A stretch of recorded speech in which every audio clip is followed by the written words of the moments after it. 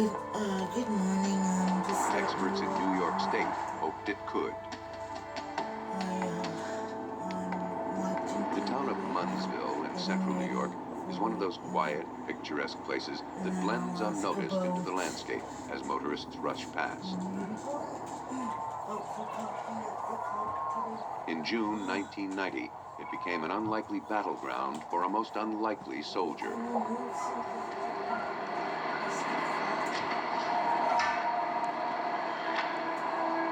The trouble started in a shabby farmhouse outside of town. Delbert Ward, 59, awoke at dawn to milk his cows. He'd tried earlier to awaken his brother, William, but he didn't move. William hadn't been feeling well lately. Delbert thought it best to let him sleep. Delbert would take care of the chores without him today.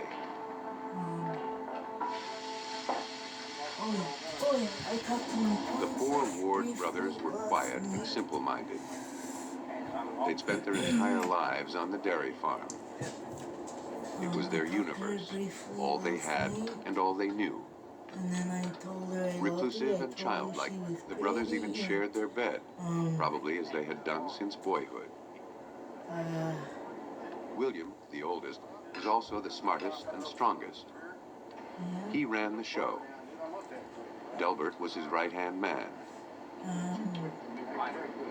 The other brothers, Roscoe and Lyman, occasionally pitched in to help out. But on this day, June 6th, Delbert was on his own. Even after he finished his chores, he couldn't wake brother William. Something was wrong.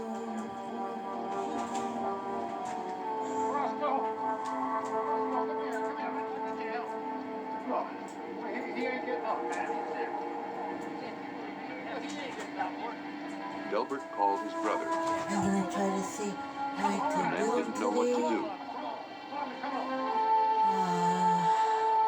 And Sam Because the Ward brothers had no phone, Delbert and Roscoe walked to a neighbor's house to call for help. Their fourth brother, Lyman, watched after William until it arrived. 20 minutes after Delbert placed the call, state troopers and the Madison County coroner appeared at the farm. William's body was examined. No signs of foul play were noted. It seemed that 64-year-old William died peacefully in his sleep. That's all I see in my twins. His body was transported to the medical examiner's office while police interviewed the surviving brothers.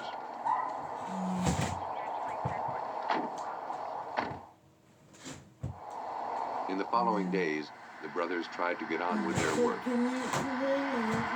would be difficult without Brother Bill. I need a shirt.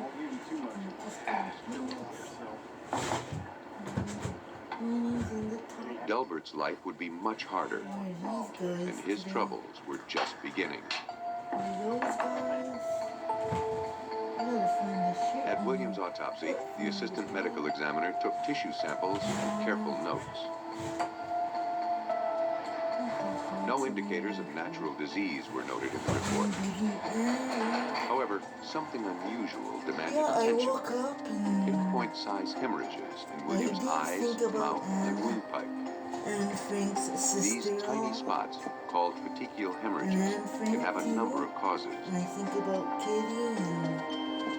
Often, it's the first tip-off to death by suffocation.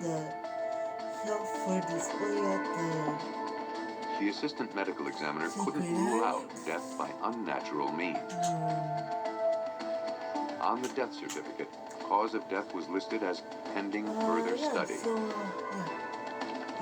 The district attorney was contacted and told the case was bothersome. And here's where communication apparently began to break down.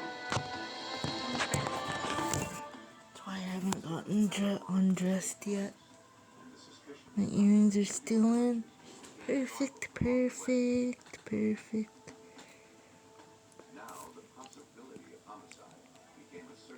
Yep, they're stealing.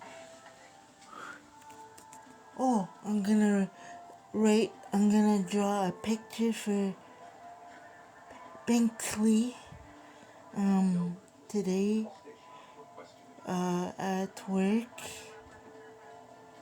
And hopefully I can get it done after my... Well, I gotta go. Bye.